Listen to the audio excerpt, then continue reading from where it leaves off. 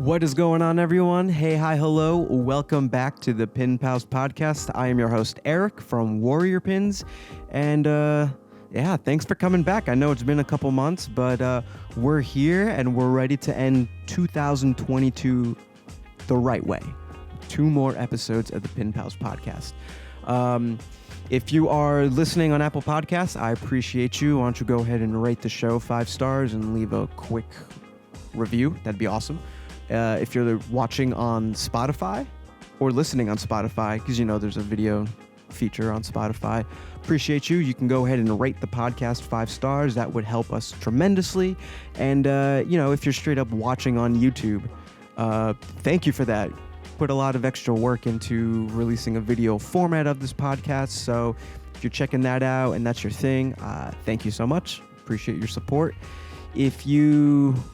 speaking of support, if you feel like supporting the podcast, you can do so by visiting buymeacoffee.com/pinpalspodcast. That link will be in the show notes, but it's like Patreon, except you can choose to either support me on a monthly basis or just on a one-time basis.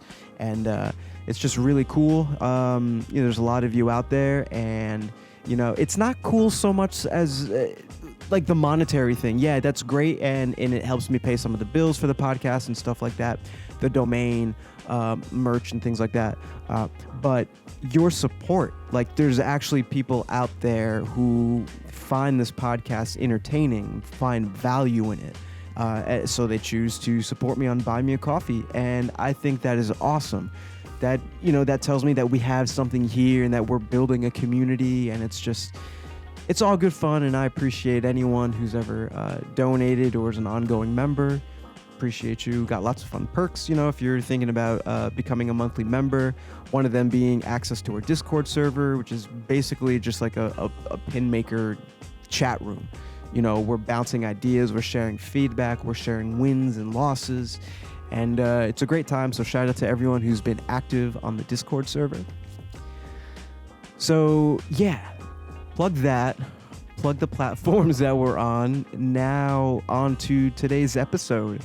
Finally got a chance to talk to the one and only Pin Lord. What a great conversation. We talk about literally like everything. Let me see if I can pull up the timeline and just read you some of my notes. We talk about how he started back in 2015, what the algorithm looked like on Instagram back then. We talked about, how lucrative his repost account became. Won't give any spoilers, but very lucrative. We talk about his book, Pin Game Strong, which I have a copy of right here. There you go. Oh, Jesus. It's late, and I'm recording this the day before that you guys will be hearing this, so bear with me. I just finished the day of work and some time at the gym, so I'm also hungry, so I think that plays a factor into it. But yeah, Pin Lord is this week's episode, and like I said, we get into a bunch of topics.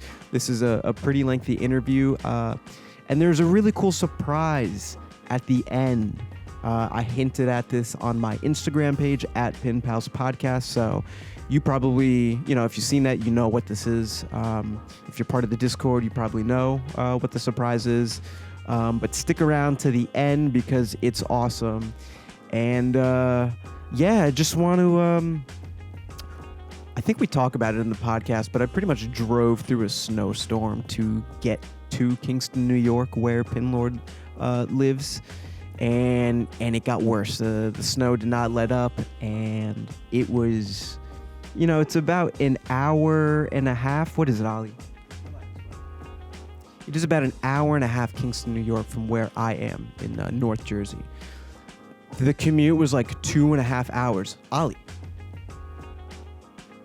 You might have to go outside, so I'm going to wrap this up real quick. Apologize if you're hearing Ollie bark. I think he just, is jealous that he doesn't have a platform to I don't know, bark whatever his thoughts are. But yeah, drove through a snowstorm, so there was a lot that went into actually making this podcast. It's the first one that we did in person, so I'm super excited. I know the levels are gonna be a little wonky, still trying to figure that out. It was just the two of us recording together, so there was no one monitoring the cameras, there was no one checking audio levels. I just kind of glanced down at my recorder and just made sure that we weren't peaking. So apologies on any kind of that stuff. I know the light, we use natural light to light up the podcast. And we recorded, I think we were starting around like 2:30. So, out here on the East Coast, pretty much everywhere, the sun was setting and stuff like that. So that played effect. I tried to edit the podcast as best as I could, but it's not perfect. And towards the end, we're using an old lamp, and that just kind of threw off the entire white balance. But all good, fun stuff. If you're listening to the podcast, you don't even have to worry about that. But it's a lot of fun. First one in person, so, definitely check that out on YouTube and Spotify if that's your jam.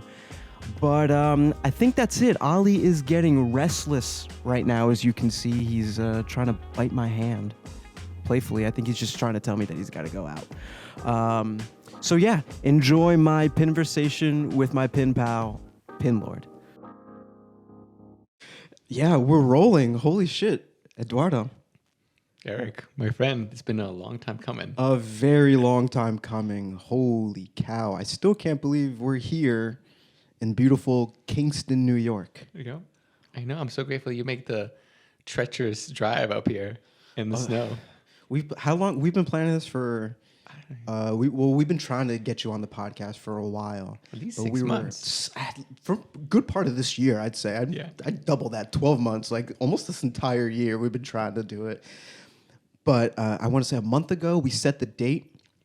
We had it locked in. We're ready. There was almost a COVID scare that made this whole thing digital, but that's behind us. We're cool. We're healthy. We're in the clear. But of all days, you guys can't see it, but it is snowing out here. Not a lot. But this guy is out here in Kingston, New York, in the back roads, a 15-minute drive through the back roads, which is a slow 15 minutes because the turns and me with the snow and stuff like that. It's just, I love it, but I'm also terrified that I could just swerve off the road. I'm terrified for you, man. I got all-wheel drive. It's cool, but... Yeah. Just trying to paint the picture. Here we are, man. Here we are, man. I'm grateful that we get to speak about this. I never get to nerd out about enamel pins in my regular life, so I feel like this is I've been waiting to just be able to talk about pins for an hour. This is great. So yeah, we normally start this thing off by saying, "Welcome to Pin Pals, Eduardo. How's it going?" Good, man. I'm loving today. I'm very excited. Eric is here, first snow of the year.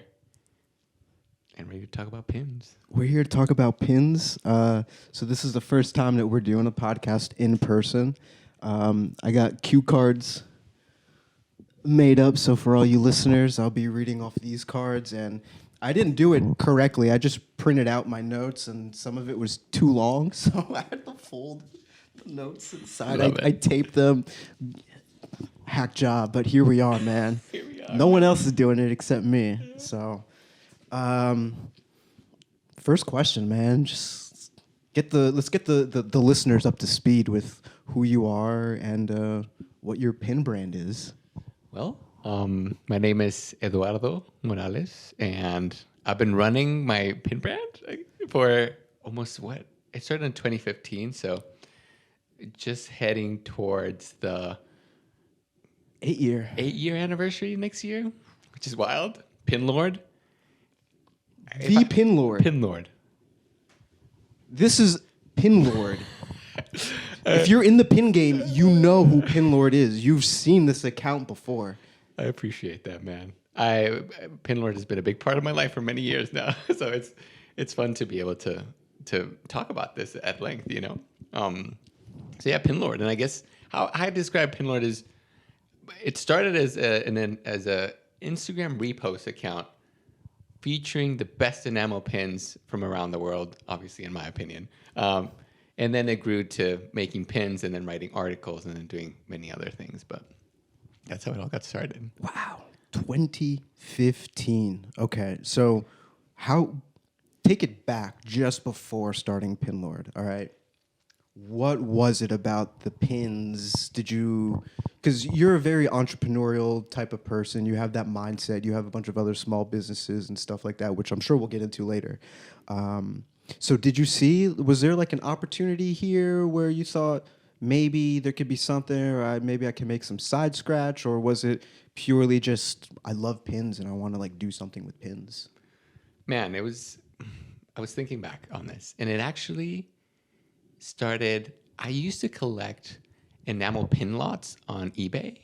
So I had like a leather jacket that I've always been a little bit into fashion. So I wanted to make it, I had a leather jacket, but I want to make it fashion. so I would go on eBay and buy vintage enamel pin lots.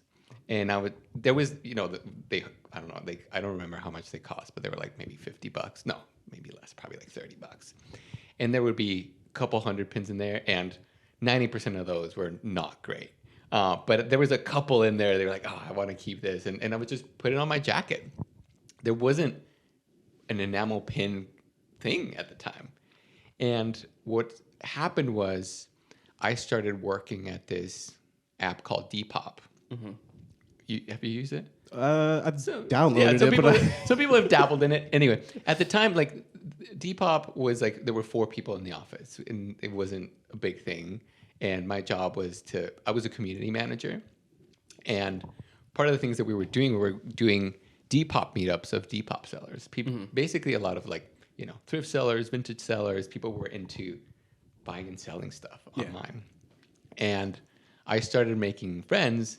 And one of these friends was called Jimmy, who then started an enamel pin brand. And he was like, man, I didn't even enjoy using Instagram. And he was like, hey man, I saw this really cool patch and pin reposter on Instagram. You should check it out, called Patch Game. And at the time, Patch Game account was just reposting patches and pins from like small sellers from all around the world. Mm-hmm.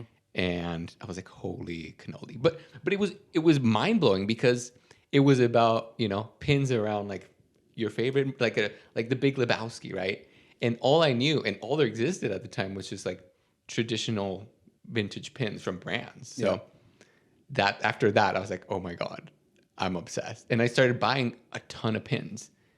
And I was spending like, not joking, like $100 a month on pins. Wow. And part of my job at the time was working with like quote unquote influencers online to help grow the app. Yeah. And working with them, I started noticing like, oh, these people that are growing communities online, they tend to like, they're not the most quote unquote talented at whatever they do, but they're really, really good at knowing how to leverage how Instagram works to grow a community. Mm-hmm. So I'm like, I kind of get what they're doing. Let me try it out. And basically copy what Patch Game was doing, but focused exclusively on enamel pins. And at the time, all the Instagram accounts looked kind of like there was no aesthetic in terms of the grid. So I'm like, oh, I want to make the grid look really nice, and I want to make it only about enamel pins. Yep. And I started reposting from there. And all I wanted was, if I get one free pin out of this, I've made it, man. Like that's how it got started. And then it freaking grew way more than I ever expected it to. Way more. We'll get into it, but you got more than just like 1 or 2 pins throughout the 8 years. We'll show that later. Yeah. Holy cow. So, yeah, it must have been like a wild, wild west back then. Just opportunities, not a lot of people doing it. So I'm sure that when people were searching Instagram, you were one of the first accounts to like pop up for stuff like that. And that's funny how you considered the grid right from the get-go, because I remember when I first started, I got into it like around 2016. It was like the beginning of 2016, March or April, somewhere around there. But I remember running across your account and being like, that's the grid, the aesthetic and stuff like that. One dark color photo, one light color photo, so it's got like that checker mark feel and stuff like that. And I saw that, and then I started seeing other brands adopt it, so I tried doing it. and that shit was exhausting to like keep up, to like edit the photo so it's a dark background or take pictures and stuff like that. But you're still doing it 8 years later. Yeah, but I think that was the reason why my account grew, because no one, because when you first come across an Instagram account, right, or like let's say you want to get into the enamel pin world, right, and I think what tends to happen is you start looking up accounts online, and you kind of develop a map in your brain of like, out of these 10 options to follow, which one am I gonna spend my time and energy on? And I think those little details at the time, there wasn't many accounts doing it. So at the time, it really mattered. Now it doesn't matter. But back then, I think it really made a difference, and I think it really helped the account grow. Yeah. I think, you definitely set yourself apart.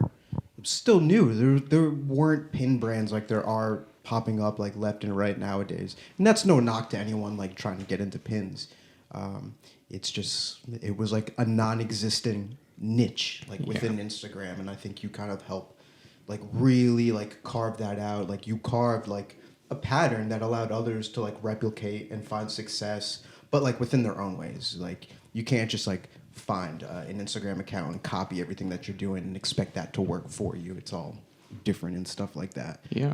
But that's cool. So what was it early on having this account? 2015. This is before the algorithm changes and stuff like that. Everything was in chronological order. Did you find like immediate success? Were you getting lots of followers?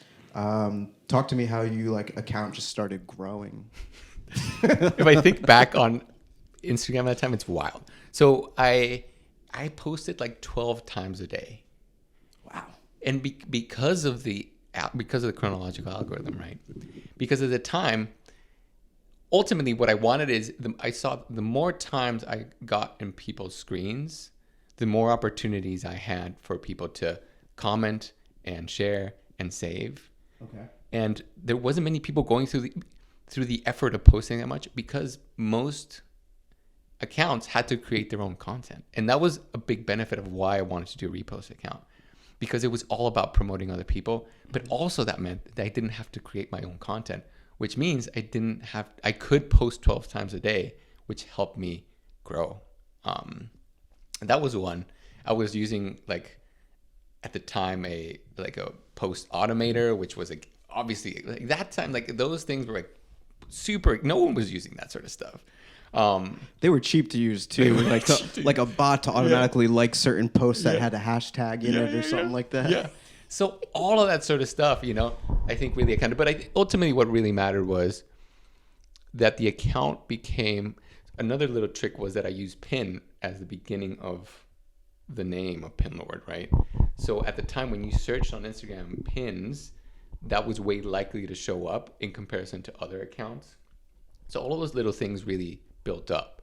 And the hard part was to get people to follow you, right? So if that account had a large audience and I featured people and promoted them and they got followers and sales from it, the word started getting around that people used to start tagging me in their photos. So I would promote them on the account. And that also helped the account grow. So it was like all of these little details helped it to grow over time. But that was back then, right? Like a big thing of I think even when it comes to entrepreneurial stuff or even enamel pins, right? Like you see a page that's big and was successful, and people sometimes because you try to copy it, right? Because they're doing well, so whatever they're doing must be a good way to do it. But I can say that the only reason why my account grew so much was because I was early on, right? And it wasn't the best account. It wasn't like the best pins, but because it was early on enough, it helped build kind of like that large enough audience that helped it continue to grow over time. Yeah. And at the time when I was doing it, it was different and new. But I think that happens so much, right? Because we see accounts on Instagram, they're like, oh, they're so big, but if I would have started my pin page a year later, guaranteed it wouldn't have grown. So it was like, I think it's important to talk about that stuff because to manage expectations about 100%. We were playing by different rules and stuff like that on Instagram. I'd say just across social media in general, it was like way easier to find the content that you want, to grow. You know, if you're starting an account, grow a business. It was quick. I forget how quick that Warrior Pins grew. I mean, we just hit like 13,000 followers, but in like 2016, like maybe a couple months, and I had like 1,000, 2,000, 3,000, 4,000 followers or something like that. Like, it was big, and because I had that immediate success in like selling out first couple pins and stuff like that, I'm like, holy shit, there's something here. Mm-hmm. But then you could easily just like put a line in like this timeline and be like, okay, we're either talking about pre-algorithm or post-algorithm, and that just like changed everything for the game. Yeah. But you started early enough to shit, man. Yeah, you had like 100,000 followers or something like that, like way early on. I don't know what you're at now. It's over 200. Like 100. No, it's like 100 and something. Losing followers every month, slowly but surely. Eventually, it'll go down to zero. The bots. That's also good to know. You know, like, yeah. I think. Well, afterwards, as you know, I used to write a lot about how to grow Instagram accounts, and at the end, I don't do it anymore. I don't do it anymore because there's not much science to it anymore. Like, there's either you do reels and you do reels well and you grow, or you don't and you don't grow. Like, there's not much science to it. But I think many people are either not growing anymore or losing followers. And it's because not many people talk about, I'm losing followers. It feels like, it's only you, right? But I think, I would say more than, I'm just making numbers up, but I would say more than half accounts are probably not growing or losing followers anymore. Yeah, I love looking at, there's a graph on like Instagram that shows you how many followers you gained, how many people you unfollowed. And I wish you could click the unfollow so you can see who's unfollowing you. I think that would fuck you up in the head mentally. Be like, why is he like unfollowing me? Yeah. But it's wild, yeah. I can post a screenshot and show you guys. Like, I lose, I don't know, 30 to 50 followers every couple weeks or every month or something like that. So it's weird what the net is. Oh, we're gonna do it right now? I want to see how many followers I'm losing. All right. Let's see. Yeah. All right. Let's see. Warrior Pins, professional dashboard. This is riveting content. Yeah. Let's see. I'm losing on average a day around 15 followers a day. 15 followers a day. Oh, snap. That's right. How do I get there? Tap account insights. Let's see. Followers, I'm at 13.3K. Okay, in the last 30 days, I've gained 173 followers, but I have 104 unfollows. But your graph looks way nicer than mine. Mine's all just losing followers. So good job, man. We'll screenshot that. You're doing something well. Well, you know, that's interesting. We were talking about it a little bit. I think that a lot of that has to do with the fact that maybe my account is more niche in that it's pins and Ninja Turtle stuff. Yours kind of just touches upon lots of different pins and stuff like that. So that might be a contributing factor. Yeah. We both know that there's like a gazillion other contributing factors that play into this stuff. But, you know, that's just, I don't know, something to keep in mind because people, you know, will want to start a pin business and they have all these ideas for different pins, but their ideas resonate with different audiences.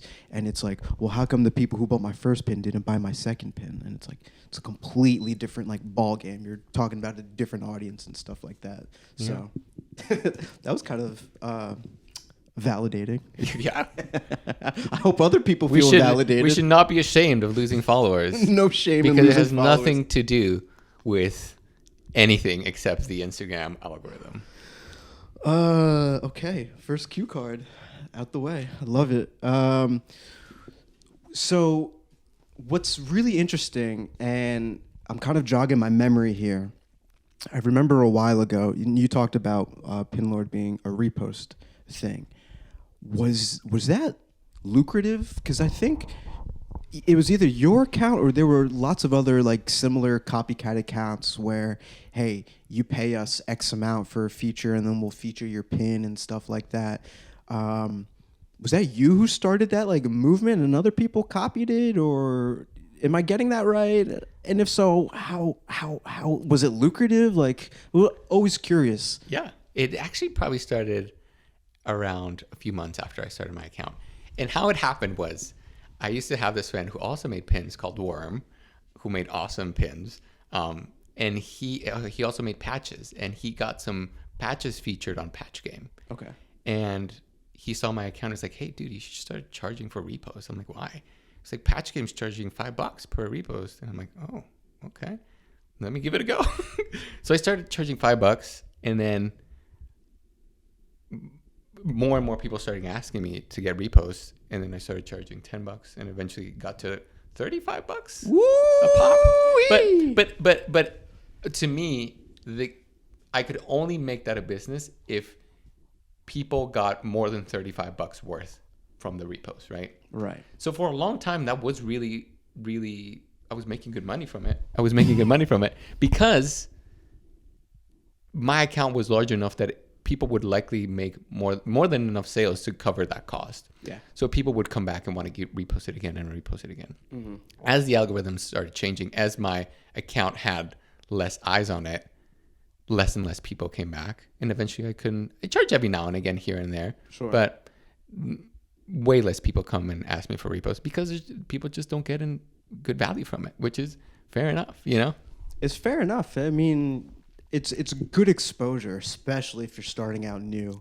I mean, if only 10 people are liking the posts, that's like 10 followers that probably did not know that you existed. So in some regards, like there is like, it's a good thing for like new pin makers to like kind of, I don't know, get their pins on the radar and stuff like that. But I hear you, man. It's like nowadays stuff like that is pretty rough. Like, I don't know. I'll let you speak for like where it's at now and stuff. In terms of just like, I don't know, just like the reposting, and I guess that's just kind of like died down and stuff. Died down. Yeah. The only time people make money from my posts, the only time I make money from my posts is when, for some reason or another, the algorithm picks it up and it gets way above average engagement than the average does. So let's say right now, maybe I'd get an average of 100 likes per post, which is wild. And the posts that do drive sales, let's say, are the ones that get maybe 500, maybe 1,000.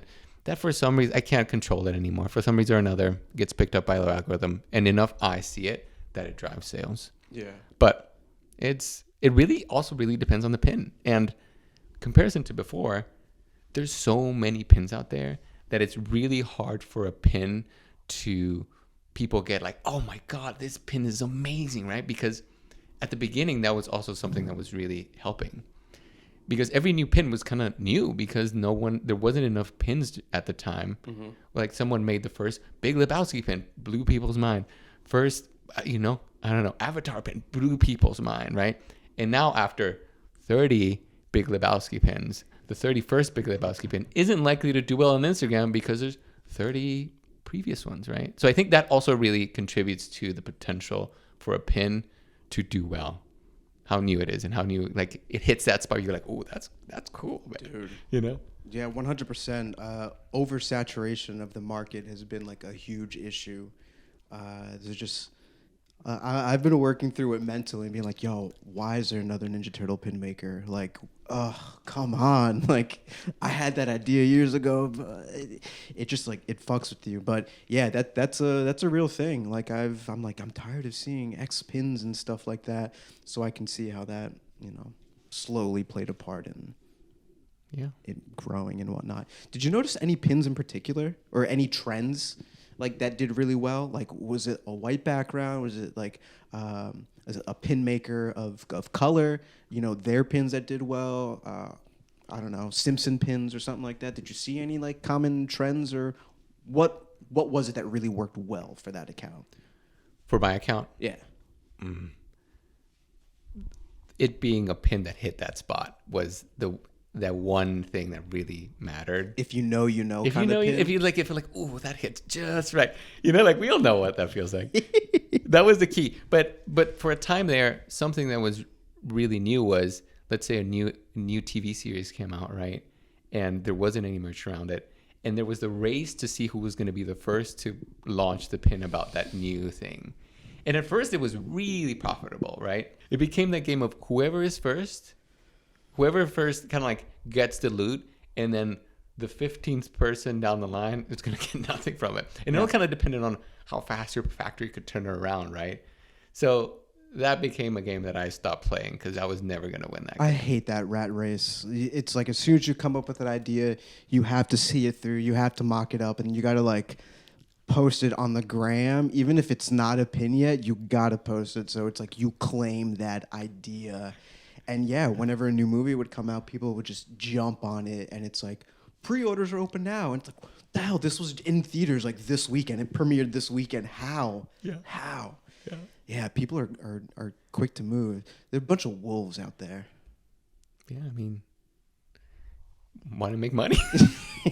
That's what I think. Like, I mean, that's completely valid. We all want to make money right? and stuff like that. But it's just another thing to show how like the game has changed throughout all the years and stuff like that. Yeah. Do you remember your first pin produced? Oh yeah. It was an Old Boy pin. I don't know if you ever seen that movie, Old Boy. I don't see the original, but the Spike Lee one. It was the original right? one. Okay. It was one of my favorite movies of all time. And that same idea, right? Like, oh wow, now I can make a pin about whatever I want. Like, what would I love to make a pin about that there's nothing of out there? I'm like, Old Boy. And I made the mistake of putting one pin back and getting the pin. I'm like, oh man, it wiggles around. Oh, I hate that. I messed it up. And that learned my first. No, it actually took me 2 pins to learn that lesson, but that was the lesson. And it was wild. I posted it and it got like, I don't remember, but it was like 30 sales the first time I posted it. And I'm like, wow, like this is wild. And it kept happening for many pins. How many pins have you produced? At this point, like a couple hundred, like 200 and something. Wow. Yeah. Oh, wait. I'm unlocking a memory now. I think I remember you would have contests or something like that, and you would help people get their pins produced or something like that. Tell me a little more about that. Well, that was a result of me not having enough good ideas. And transparency, baby. And not being a good designer, right? I'm not a good designer. Sure. Someone's like, I don't know what pins to make anymore. But I had the privilege of having my account and running a good contest of being like, hey, like whoever wants to submit this pin, whoever has good pin design ideas, submit them. I'll put them up for a vote, and whoever wins, I'll pay for the production and give you 50% of the pins, and I'll sell the other 50. Hell yeah! And it was great for a long time. People loved it until my page just wasn't surfaced that much anymore, right? So there weren't enough people submitting designs because no one even knew that the contest was happening. Yeah. There weren't enough votes, so that also slowly died off. It's one of those things you have to stay consistent. You have to stay on top of it as if it's like a full-time job, and I'm sure that's not. You were paying to have other people's pins made. Like, I don't know how much of an income that you're making, but it's one of, you have to be releasing a lot of pins consistently, not just like one design a month, like multiple drops. Like some of these people are dropping shit every week, and I'm like, yo, what the hell? To like be prepared, to like, you got to be like ahead of the game 2 or 3 months in order to do stuff like that. And then that's, I think, when you're able to turn like this, like a pin shop into like a full-time thing. Yeah. So I don't know if it was like that. Or... I was supposed to, once a week I was releasing a new pin. And well, the thing was, whenever I released a new pin, it created the opportunity for people to go back to my shop. And when people went back to my shop, people saw all the other pins, and they bought that new pin, but they also bought several other ones, right? So it was really important for me to have fresh new pins to be able to promote, get people to go to my shop, and it would help sales. It's all about just having that inventory to sell. Yeah. And because I remember for a while I was tracking like average view percentage. I'm thinking like YouTube metrics, like average order value, and it's like people were buying it. It was like around $15 or so, which was like 2 pins. But when I had more in my store, I saw that increase, and I'm like, you gotta have inventory. That's what's gonna sell and keep the orders going and stuff like that. Which is, I mean, we talked about it. It's a game in and of itself. Definitely. So I'm sure you've met a lot of cool people. You've had some great interactions. I'm sure you've made a bunch of memories and stuff like that. One thing that sticks out to me is, you can kind of see it in the background, is you've pretty much like run the pin game. He came out with a book, ladies and gentlemen. I'm a published author, people. He literally is a published author. This is it's called Pin Game Strong, and I think it's still available on like Amazon. It is, yeah. This is like your pride, and this got to be like one of your pride and joys. Like, Definitely. This is so cool. Talk to me about how this came about, how you put it together. Wow, man. I haven't. Oh, I love this book. It does really do. It does mean a lot to me, and. The backstory. What is the backstory? So the backstory was, when I was growing Pinlord, I started writing about how to grow other Instagram accounts, and I grew other Instagram accounts, and those articles ranked really well on Google. That helped me start making a side income from that, and I was like, holy shit! Like, wow, I can start writing about how to make enamel pins. First off, there was a ton of gatekeeping in the enamel pin community early on. Of like, no one wanted to share who they produced. Like, and I was like, guys, like, we don't need to keep these things secret. So I wrote about like how to make how I made pins, how I thought about pins, what factories I used, how I wrote my emails. I would put like little screenshots of the emails that I would send to factories, like all types of articles. And those started doing really well online. They still do really well. They still do really well. Yeah. If you go, like, we can talk about that later. But yeah, they still do really well because I think they're good articles that get to the point. Anyway, I think there was a publisher that saw that the enamel pin thing was blowing up, and they wanted to make a book, and they wanted to find someone to write a book. And they probably Googled enamel pins, and they saw some of my articles there. So they reached out to me and said like, hey, you interested in writing a book about enamel pins? I'm like, hell yeah. Hell yeah. And they said, well, okay, I mean, we'll get back to you. We got a couple of other people that we're talking to, blah, blah, blah. And I'm like, okay. I'm assuming they were talking to other people to write this book as well. And then they decided to pick me, which was awesome. Fuck yeah. And then I was like, oh, I need to write a book. Like, I don't know how to write a book, you know? And no knock on the publishing industry, but it was like, you have 3 months. We're gonna pay you. I'm honest about. We're gonna pay you $5,000 to do this, and you have to write everything. You have to take all the photos. And I was like, I'm blown away that someone's gonna pay me $5,000. But I'm like, I don't know how to write a book. So I'm like, I don't know how to take book photos. So I just freaking winged it. But also, I'm like, what am I gonna write a pin book about? Like, and I honestly thought like the whole magic about the pin community is the community, right? Like, it's not me who's going to tell a story about enamel pins. I think the magic of it is showing how it inspires us to just be creative, right? Like the impact the community has on us. So I was like, okay, I know people within the community. What I want to do is just get people's stories about what enamel pins mean to them and put those on the book, and not make it about me or what I think about pins, but just make it as give a place for the community to be able to talk about enamel pins. Hell yeah. So that helped me also write the book, because I didn't have to write it. Yep. I had to write like the intro and certain parts of it, but then just getting people's stories, and that really helped me. Yeah. And I got a lot of those pins right here. Yeah. Should we do you want to get into it? Into the pins? Into the pins? Should we?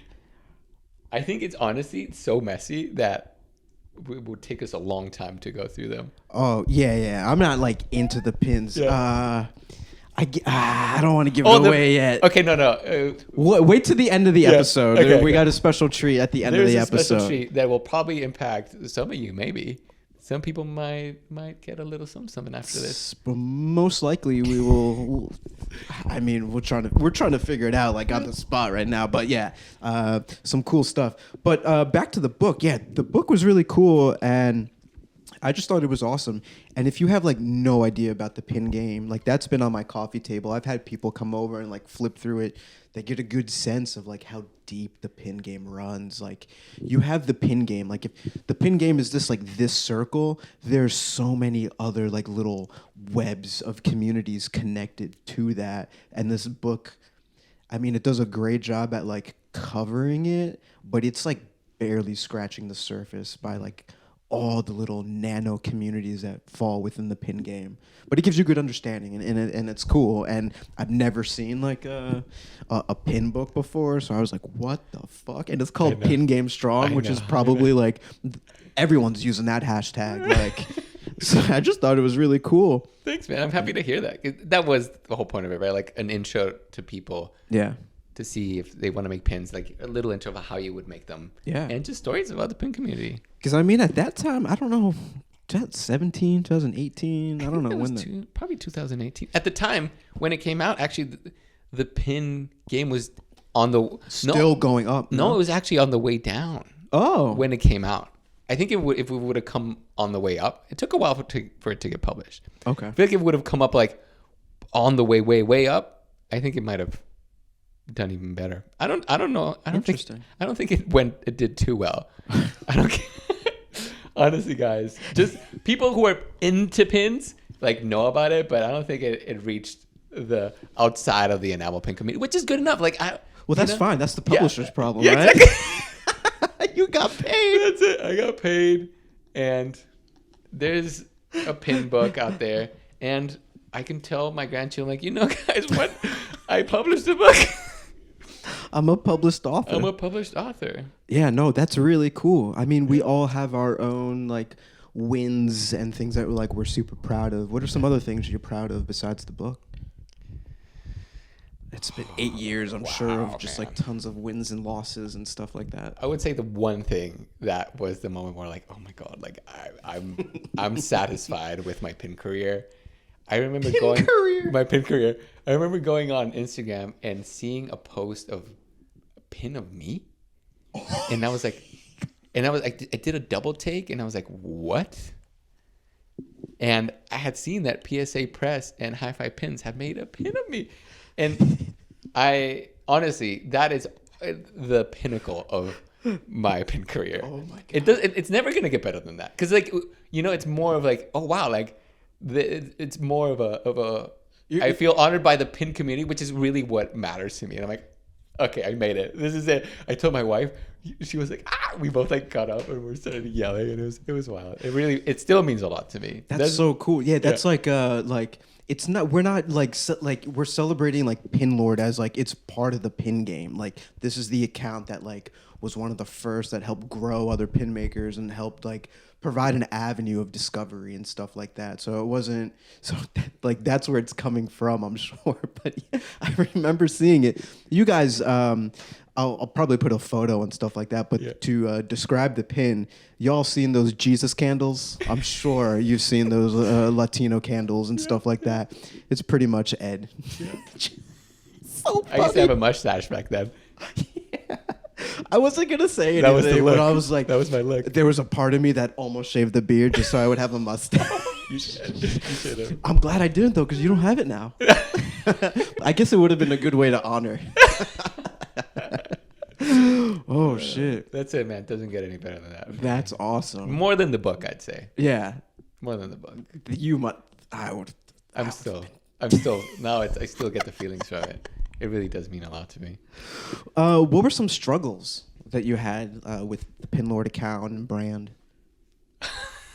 That's also a good question. I'm like, currently you mean? Because I'm like, it feels like to me I'm through that phase right now. Well, no, actually not anymore. I think the struggle came from, so there was a time there where Pin Lord was doing so well that I was able to quit my job. Mm-hmm. And I lived off Pin Lord for years. And it started getting to the point where I knew that Pin Lord, I wouldn't be able to make a living from Pin Lord anymore.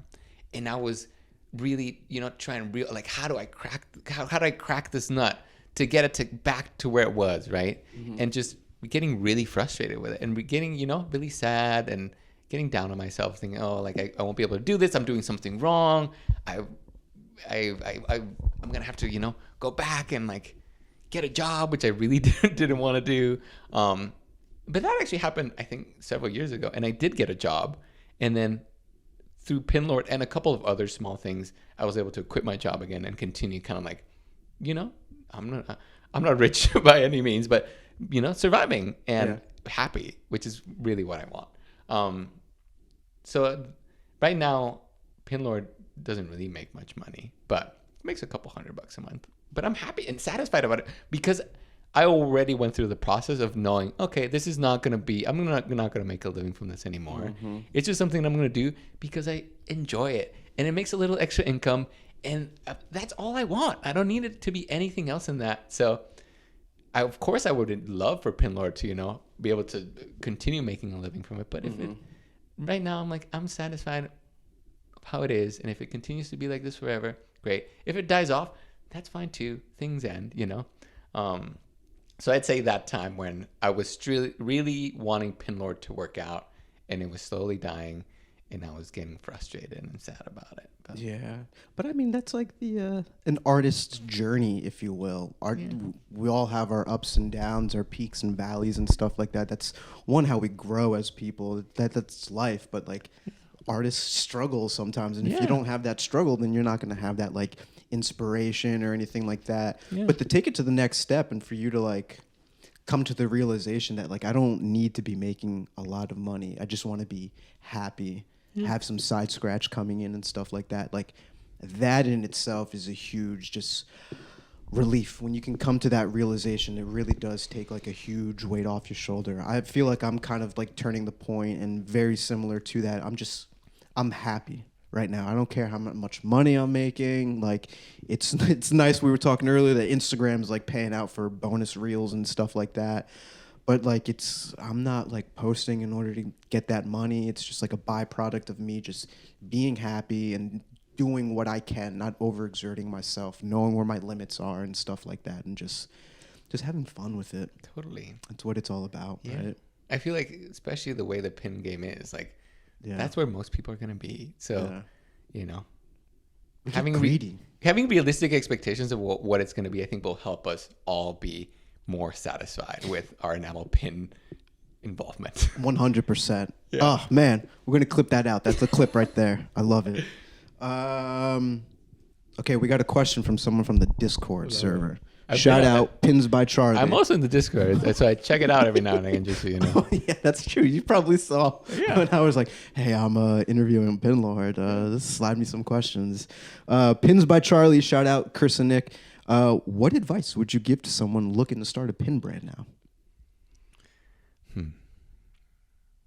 My advice would be, first off, coming into it with realistic expectations, not expecting it to make a lot of money, not expecting it to, honestly, to be anything more except your opportunity to be creatively expressive, to put out in the world whatever you feel like you need to put out in the world, to create those things that you want to own and don't exist. Like that, I think that's number one. And number two, if I think about it, I think it's a really good way to learn the ropes of how to run a small business without a big investment, right? So you make you spend a couple $100 on making an enamel pin, but that means that, I got to figure out how to sell pins online, right? Then you go through the process of learning how to start an e-commerce. Oh, wow, I got to show people that I've made this pin. Then you go through the process of, getting on social media or writing a blog or whatever it is to get people to know about what you're selling. So it's a really kind of like low cost way to learn the ropes of how to start your own small business, which I think is really, really valuable, It's insanely valuable. Yeah. And 100%. Like I didn't know anything about starting a business, but once I got the pins, I just kind of figured it out. And you start learning best practices. You start learning how to like optimize your website, your product listing for like SEO and stuff like that, and how all of that trickles and how it plays a big part. And you got to talk about marketing and all that stuff. Like, you have to have that like figured out, and you should have like a sound strategy.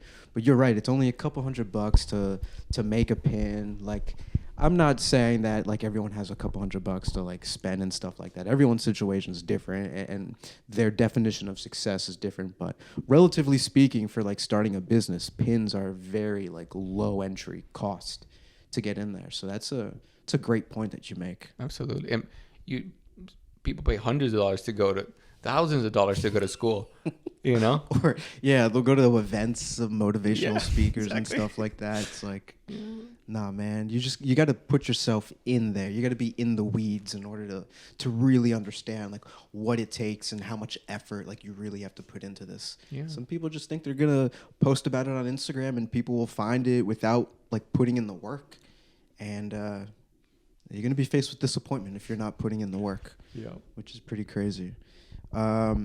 Another question from the Discord server. Shout out to Vinpin episode. Vinpin. Oh man, I don't know what episode he was, but season 3. There's been so many episodes. Not really, but it just feels like a lot. Vince wants to know. So he's curious on how you decided to kind of leverage your Instagram experience in expanding into like online classes. I know you had some classes on like mental health. I know you had classes on social media best practices and stuff like that. Like, did that just kind of, you see another opportunity while doing the pin game? Was this you just trying to, the word is slipping through my mind right now. Trying to like try something else new, or how did that like come about? Was it more lucrative to, doing classes and stuff like that? Yeah, that's a good question. I mean, I think it all has to do with how wanting to see what I could do next to continue being able to be my own boss. Mm-hmm. So it started with Pinlord, then I started my other accounts, then I wrote about how to grow accounts on Instagram, then I wrote about how to make pins. And my articles about how to grow accounts on Instagram did really well. And I thought, okay, my articles were pretty much all the material that I needed to be able to do a class. So I didn't have to write a class from scratch. I already had all that material. So I'm like, oh, this would be really cool, especially because my articles have always been, there hasn't been a continuing thread throughout all of them. They've always been separate of like, hey, here's how to use hashtags or how to post or all these different topics. Mm-hmm. And this would be an opportunity for someone who wants to get like the full spiel directly from me. And it was great. At the beginning, it did really well. I was loving it. But again, right at after it was like 6 months into doing the class, Reels came out. And once Reels came out, there's not much science to it anymore, right? Like hashtags don't really matter. Grids don't really matter that much anymore. Like all the things that I was good at teaching that really help people know how to grow an account without having to be a content creator didn't matter anymore. Like what matters now is if you're good at creating Reels, you'll grow, and if you're not, you won't. I can't make a class out of that. And so I said, hey guys, like, I'm sorry, I'm not going to offer my class anymore because I don't feel like I'm adding the value that I would want to add. So I took it down, and I'm not doing the class anymore. Wow. Yeah. That's crazy how like these opportunities come about, but they only are there for a finite amount of time. You're teaching a class about, so like, I love to give the example. When I was in college, there was social media, like being taught social media in school as a class was not a thing. I did not think that I would be able to make a career out of like uploading YouTube videos and posting on social media and stuff like that. But now it's here and it's just moving so fast. So it's kind of cool how you're able to find, like, even if it was only temporary, you're able to find like this little niche. People are always willing to pay to learn and stuff like that. So you saw an opportunity and you took it and you wrote it as long as you can. And unfortunately, it was beyond your control. It's not like Instagram was like talking to you or you influenced like their changes. Like that shit's going to happen regardless. Yeah. So it's a matter of seeing the opportunity and taking it that I think is really cool that you did. Relating to the previous question, right? Like now I'm realizing it all started from me starting out an enamel pin business, right? Then I learned how to make pins, then I learned how to sell pins, how to promote pins, how to write about teaching people how to promote things.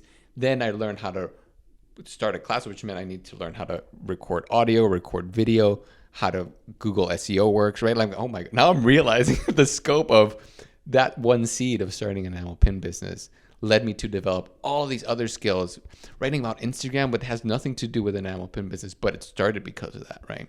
So now I'm appreciating the hell yeah, the journey, dude. Yeah. It's crazy. The podcast came about from pins and having these conversations with other people, like at shows and stuff like that.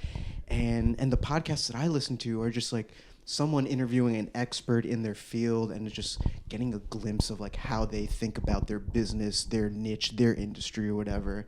And it's like, I think there'd be a lot of value in creating a podcast where people have a platform to talk about their approach to their pin business and stuff like that. But it slowly came from making videos, releasing pins, being like I was already like in the creative space, so like content creation was kind of like in my wheelhouse. So like just use these like skills that I've acquired throughout the years, and you know, it led you to doing these classes and this podcast and us being together in Kingston, New York. Yeah, exactly. Man, but now we got to know each other because of the podcast, right? Yeah. I was like, I knew about Warrior Pins, but when I heard the podcast, I'm like, oh my God, I gotta talk to Eric. 'Cause I'm like, I thought it got me excited about pins again, listening to this podcast, which I really appreciate. So thank you. Of course. Yeah. Appreciate you being here and we're being able to share this space together. Yeah. Just so grateful for so many like other things too. Like I think we were talking off camera. Like I was able to get a job at Nickelodeon from pins, which led to my current job now.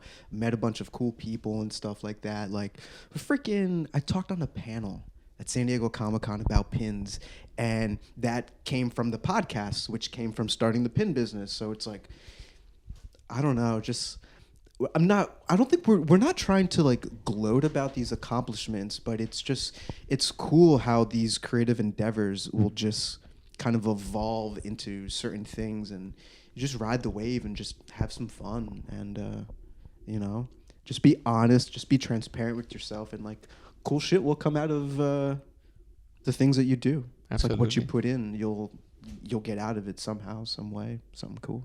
Agreed. You know, thinking about, I want to add one more thing that also relates to the starting a new pin business, that I think what you're doing is not only cool, but I also think it's really smart. Because if I think about how to make a pin business grow, the one thing that is the one domino that tops all the other that also happens when you make pins. You slowly start losing your ability to be articulate. But so the one domino that topples all the other dominoes. Oh my God, dominoes. I'm sorry, everybody.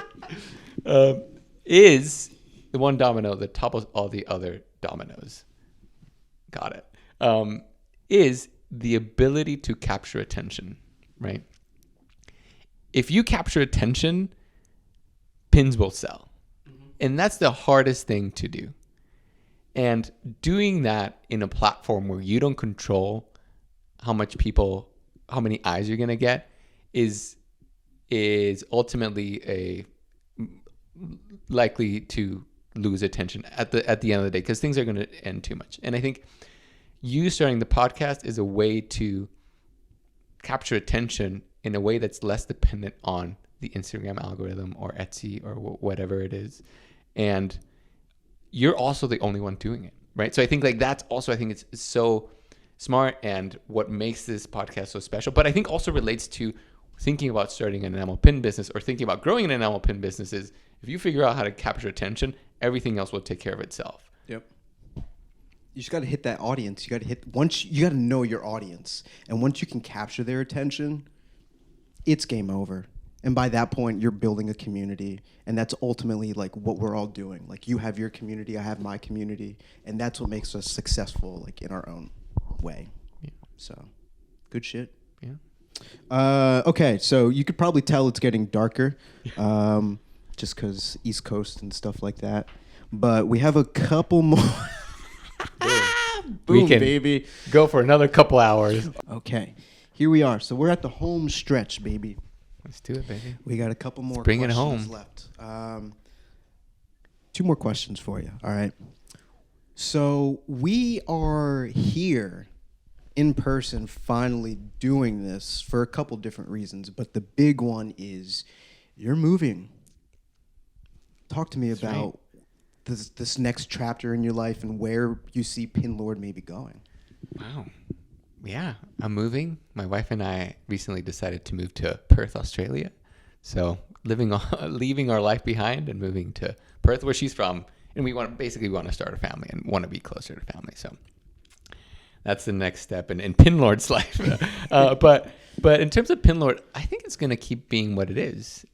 Luckily, I work with a friend and she ships out all my stuff in the States, so Pinlord can keep being Pinlord. Hell and yeah. I was reading this article, or maybe listening to a podcast, I don't remember. But the podcast was saying, all the Fortune, like the average number of years that a Fortune 500 company lasted, I don't know, 50 years ago, or in the olden days, let's say, was 50 years. And now it's 14 years. So the pace of change is so fast that companies, don't last very long. Yeah. And I'm like, if Pinlord gets to 10 years, I'm like,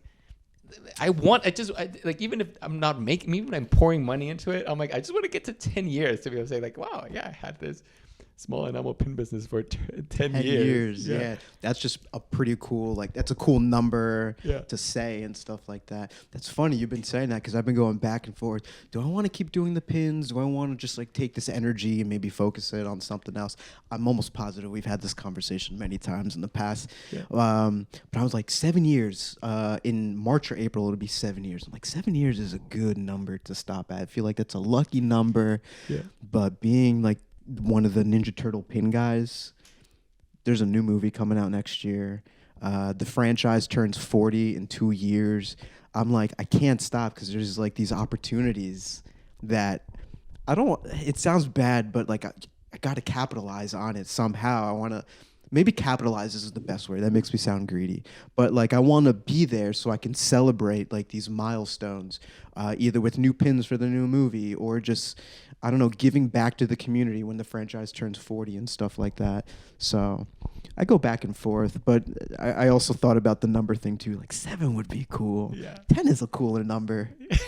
10 is cool. Hopefully it'll be 20, There we go. After 20, it'll come back around again. Yeah. And the pin, maybe that's when pins are going to get super big again. Oh my God. Keep going long enough, Yeah. Everything's cyclical like that. It all will come in. Okay. So let's see. Y'all want some rapid fire? Yeah. All right. The audience wants some rapid fire. So before we get to the last question, we'll do some rapid fire. So I've done it on the podcast. I've not done it on the podcast. It kind of really just how I feel and stuff like that, and how long we're running and whatnot. But we're in person. We're going for it. This is going to be an extra long podcast. So the first thing to come to your mind, just spit it out. We're actually going to try and keep this a rapid fire thing. Hard enamel or soft enamel? Hard enamel all the way. Favorite type of metal plating? I'm sad to admit this. I don't even know the differences between enamel platings. Favorite size pin? As small as possible. Okay, I like that. What's your favorite type of pin to collect? Pins to collect. The ones that look real janky. Just funky. Just looking real, like someone drew it in a piece of paper and just made it into a pin. I love pins that look like they're, made in someone's basement. So I could never make this rapid fire because I just want to add on to that. I had my dad try and replicate one of my Ninja Turtle doodles, and I made a reel out of it and stuff like that, and it's real janky, but it was so funny. You can see him moving his wrist trying to figure out how should I draw this and the shadow before he's actually, it's so funny. But I was thinking about turning it into a pin, a really janky Ninja Turtle looking pin. I would buy that. Yeah, I'll send it to you. It's great because it's anyone could fancy looking stuff that. To me, the essence of enamel pin making is we're making people's basements. It doesn't look perfect, It looks like just a line drawing, and I love it. That's what I love it. Rubber backings or metal backings? Rubber. Interesting. Glow in the dark or rainbow plating? Glow in the dark. Ooh, my man. And this is just for me personally. Favorite Ninja Turtle? Leonardo. Oh, so you struck me as like a Donatello kind of just because of just how smart you are in like the businesses and like the classes and stuff like that. But I can see Leonardo. I just always thought that Leonardo was cool. I don't even know why. As a kid, I was like, oh, Leonardo's cool. It's just the blue. I don't know. Blue? I think it was the blue. I'm not even joking. It was the blue. It's the blue. It's the old school. Boys are blue, girls are yellows, or pink, or something like that. There's someone walking outside. I don't know. That might be your wife. I told everybody from the block to come and witness the live. Yeah, we got a live crowd forming outside in the snow. Awesome. Okay, so that was the rapid fire. And before we get into the special surprise, this is a question that I typically end the podcast with, and it's my favorite question to ask. But what are the little things in life for you? Little things in life for me are, honestly, just having time. Having time to sleep in, having time to spend time with my wife, not rush. That's it. Time. That's what I want in life, just to not feel like I'm rushing all the time. Dude. Time is a luxury. I'm realizing that like time is currency. Time is what we should be like valuing the most. Like that's a great answer. And I love pins. it. And pins. That's pins, of course. Okay, so speaking of pins, okay, this is what I'm really excited about. I'll take that. So because Pin Lord is flying literally across the world and bringing like everything that he can, all of his worldly possessions, everything that means the world to him, can't bring everything because it's expensive to I've bought shit from Australia and it is not cheap shipping. So I don't even know how to introduce this. I've been thinking about it all week on like how do I present this? How do we do this? But throughout your 8 years of being the Pin Lord, you've been blessed with lots of cool pins and stuff like that. So what's going on here? Backstory, moving to Australia, and as you all know, pins are heavy, you know? And as you all know, I've been obsessed with pins for a long time, and I've also been gifted a lot of pins. I've been blessed with that gift in my life, and I have a big pin collection, and it's very heavy, and honestly, I can't afford to take it with me to Australia because I'm sure I'd be paying a pretty penny for that. So I'm like, okay, what do I do with my enamel pin collection? One, I could donate it to a thrift store, but no one's going to really appreciate the pins that are in this pin collection. And so that created this. I was thinking, you know what? My buddy Eric. I want to give my pins to someone who I know will appreciate them. And I called up Eric and I'm like, hey, Eric, I told him I'm moving. And I asked him if he'd be willing to, if he wanted to have my pin collection. So then I said, the Pin Poppy will happily take your collection. I couldn't believe it when you said those words. I'm like, yes, but also this is the perfect opportunity for us to actually like do the podcast and finally get to meet up and talk and stuff like that. But I was not prepared to. I got some pins I want to give you. Okay, I get it. I just shipping to Australia. I get it. But I was not prepared. Let's hold up, starting from the small bag. I need 2 hands. So you can hold. This is insane. Two.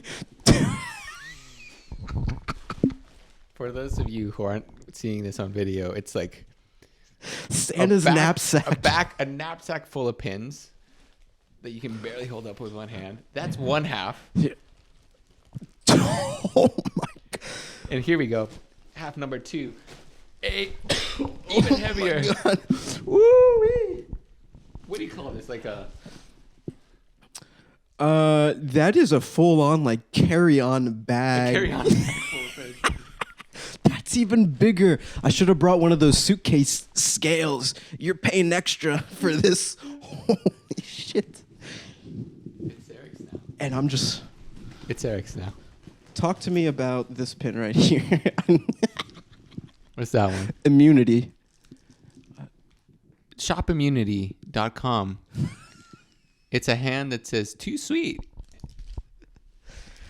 This is a pin from probably like 2016. So still in its bag and its backing card.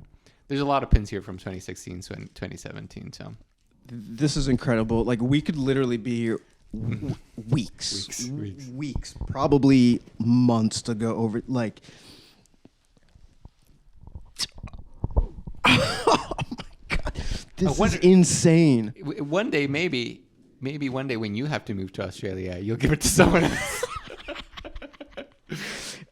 Instead of the sisterhood of traveling pants, it'll be like the brotherhood of traveling enamel. Yeah.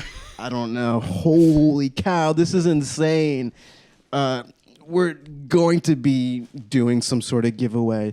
So I want to do something really special for this episode. And we'll probably figure it out after we're done talking, but some of you guys are definitely going to get some of the good stuff in here. I gotta spread the wealth. This is too many pins for one person, but God knows I will give it a good home. Well, I can't wait. If you guys are following Pin Pals Podcast on Instagram, do it. I'm going to make a story. I'm going to spill all of these out on my floor. We're going to do slow motion takes. We're going to hire the slow-mo guys. Like, we're going to have a full production, and we're going to go over every single one of these pins. Maybe it'll be my life mission to, like, catalog everything. But I'm weighing all this stuff when I get home. Oh, yeah. This is insane. This is literally, like, if you're listening, a knapsack, like a mini Santa Claus. If I was Santa Claus, like a 5'4" Santa Claus, this is a sack. A knapsack that's you get serious back pain from that. Appropriately, like I'm afraid the strap might break. This is full. Oh my god, if you guys are listening to this, tune into the YouTube version to see how big these bags are. That one's even big. Hurt yourself. It's wild. Dude, that's insane. Oh my goodness. Yeah. And I'm keeping some for myself. I have a little. This is what I'm taking to Australia. I couldn't leave all my pins behind. Wow. Even that itself is just like quite a collection. That's a lot of pins, but holy cow, man. Appreciate it. Appreciate you, man. I appreciate you. Hell yeah. Coming out here. Appreciate your friendship, which will continue. Absolutely. Appreciate the work that you do with Pin Pals. I think it got my love for pins started again, just to hearing people talk about pins. And, you know, I think that's what the pin community is all about. Just people sharing, nerding out about pins, man. It's really what it is. I love it. I appreciate the kind words. This is awesome. I think we talked about everything. Like, we could keep this going. We could have probably made this like a weekly series of just us talking about pins and stuff like that. Like, it runs deep. What else? I'm trying to jog my memory. Remember? You want to talk about this real quick? Remember the idea we had in the beginning of the year? I don't think it's a bad idea. I still think it's a good idea. Okay. So maybe we shouldn't talk about it. I can talk about it. I don't know. Okay. Maybe you'll get some people excited out there. Sure. So, Pin Lord Eduardo had this really cool idea. He pretty much took the lead on it, and I was all about it, and I wanted to support him, but for other reasons, life and stuff like that, it didn't happen. But essentially, we wanted to pin NFTs. So I think the idea was, well, it kind of related to all this, right? To from my point of view, NFTs, right? Let's say a year ago, I knew nothing about NFTs. But people were really intense about NFTs. Either people loved them or people hated them. Yeah. And I'm like, when someone either hates or loves something, there's probably something interesting going on. And in my opinion, there's very few things that are wholly bad or wholly good. And instead of thinking that it's the best thing in the world or thinking that it's the worst thing in the world. I'm like, I want to explore to see what's going on. I want to make up my own mind about NFTs. I still don't know how I feel about NFTs, but it's not the worst thing or the best thing. But I think there's something in us pin people. We love collecting stuff, and I think there still needs to be a project out there that explores NFTs in the pin world. I don't know what it is. I don't really care, but I think there's an opportunity to learn about things through doing something enamel pin related in the NFT world, even if it doesn't work out. Yeah. I don't think we totally understood what we were even talking about or like trying to build, because like one, it was NFTs were still new, but then there was like some bad press and some people were into it. Like you said, they're either for it or they are against it passionately. So yeah, there's definitely something there, and I've seen like people turn their pins into like a 3D model and sell it as an NFT. I don't know if you're listening what your views are on NFTs, but I do think that there's something there. I do believe in the utility aspect of an NFT. I'd be happy if like all my concert tickets came with an NFT that gave me access to exclusive photos or professional recordings and stuff like that. How I would translate what I would want from an NFT into the pin world. I mean, I think maybe that's where we were struggling, but then we also realized that it would cost a lot of money coming out of our own pockets for something like that. If anything, I think we were just ahead of our time. Yeah, and we learned a lot. I learned a lot just from even trying to figure out what we would do. Yeah, which is ultimately what really matters. Yeah, I did learn a lot about NFTs. We were talking like on the regular, like every week or every 2 weeks, we'd set up like a Zoom chat, and you would figure out something or read into something, and I would do the same thing. We'd just come back and just having a conversation about it and seeing what other people thought. And I still think that there is something there, but what it looks like, I don't know. I think at the end, it ended up being the idea of like having one-of-one art that just honors the enamel pin community. Yeah. So partnering with an artist in the enamel pin world and just creating like a poster that honored the enamel pin community. Oh, yeah. And just releasing that and having a small series of one-on-ones and seeing what happens. Yeah. I still think that's not a bad idea. So if anyone out there wants to do something like that, hit me up, because I want to try new things. Let's see what happens. It was cool. Yeah, we even floated the idea of like, if you get the NFT, not only will you get the pin or whatever, but you would get the mold, which would allow you the ability to produce these pins if you wanted to, which I thought was really cool from like the outside looking in, like what that would look like if you teamed up with another brand. We didn't like totally flesh things out, but there was something there. Like there's that digital aspect to it, but I think a lot of people want something tangible, and that tangible thing that we had landed on was like the mold, which would have been like, I mean, that could have made some people rich, depending on like who we teamed up with and stuff like that. It might seem like an expensive initial cost, like 0.3 ETH or whatever it was, a couple $100, but you get a mold, and from that mold you're able to make thousands of pins for like the next like 3 to 5 years before like you gotta get a new mold and stuff like that. But if you're selling like thousands of pins from that one mold, you're making your money back like that, yo. Yeah. I mean, I think even just sharing that, I think it's fun because part of the creation process is bringing people in. Like if there's people out there who are pumped about it, hit us up. Like, who knows if it's going to turn into anything? But even just sharing ideas and having people bounce from those ideas or get people inspired about them. That's the whole point of this, man. That was the shit that like I really gravitated to. It's like, oh, this is cool. We're learning about something new, and you're doing it with someone else. So there's just, you're bouncing off each other's like excitement and stuff like that, and that was really cool. I know you have more pressing things to worry about in life right now, but I'm sure we'll pick this back up. Or if anyone listening, if you're into NFTs and you know how to help build the infrastructure and stuff like that, hit up this man. Yeah, or do it yourself, and then I'll buy your NFT. Hey, Maybe, I don't know how expensive it'll be. There you go. Yeah, I don't know. Yeah, I spent a. Yeah, I don't want to admit how much money I spent on NFTs. The return is at an all-time low right now. Absolutely. But to be like one of the first people in like 10 years, I'm sure we're gonna clip this out. This is gonna be the gold clip like in 10 years. I'm like, but not joking.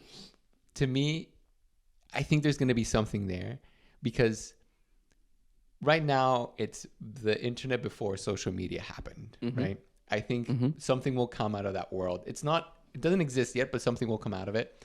But I think the reason why is I think NFTs are really good at capturing your attention, right? Like if you have an NFT, you're thinking about it, you go to the Discord, you talk about it with friends, you think how you can contribute to the community.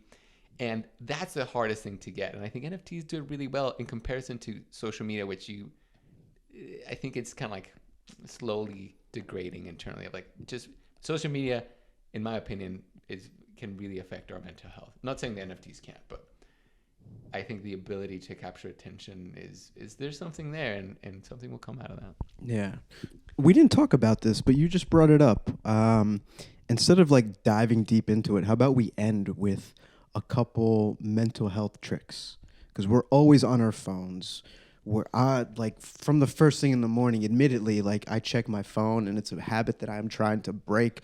I see other accounts. I've blocked other accounts, not because I like hate them. It just like it messes with me like mentally. So there's lots of times I had to step back, reevaluate, take a breath. And I know you had a class on like mental health and stuff like that. So give me a couple like tips for people to just be more mindful of their mental health. I appreciate that question, man. Yeah. And now that I think about it, the thing that's coming for me next is I will be doing a new class around how to protect your mental health while you continue to use social media. Because I think so much of the advice that exists out there is like, we all know that social media, most of us, doesn't make us feel good, right? But the advice we see is like, don't use social media less. Period. Yeah. And then you go, well, I need to use it for my life, for my small business. You telling me to use it less, it's 0% helpful. So this class is going to be about all the tests that I've done on myself to see what has helped me be able to protect my mental health while continuing to use social media. So if you want to support me, DM me, and I would love to include you in the group of people who are going to be in that class once I launch it. And I would really appreciate that.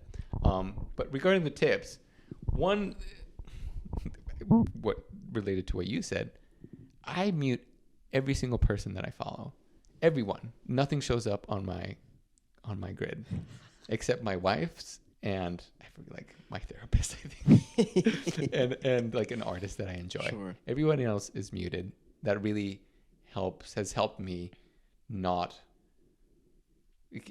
like once I open the app, not get a bit lost in the just scrolling. But I think another tip that's really important is get really clear on why you want to use social media. Like, I think for most of us, we haven't even asked ourselves that question. Like, what is the purpose of me using social media? And once you write that purpose down, try to reframe the way you use it based on what you said, right? Like if I want to use it to grow my small business, then use it to grow your small business. There's no shame in that. But then why are you sharing about where you went to eat, right? Like why are you growing your personal account if it has nothing to do with your small business, right? So I think asking ourselves that question helps us pay a bit more attention to, and ask ourselves like, why am I using this if I wanted to use it for this other reason, right? Yeah. How about you? Any tips that Great question. Muting a bunch of people, just so there's like less clutter, there's less distraction like on the feed and stuff like that.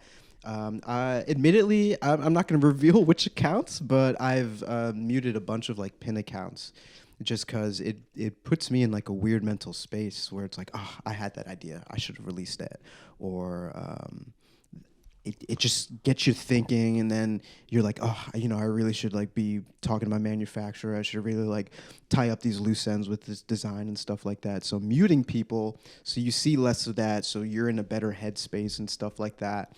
But also completely like muting and turning off notifications from all my social apps. So my phone isn't going off ding, ding, ding, ding. Because when you hear that ding, you're going to want to check like what these messages are and stuff like that. And that's just like super distracting. So that's honestly what's helped me the most, is just turning off those notifications. And when I check the app, that's when I see everything. And if I don't check the app and I don't see it, I'm living my life and I'm happy and I'm present. And that's what it's about. So that's, I guess, my tip for the viewers. I love it. One last one, if I can. Yeah.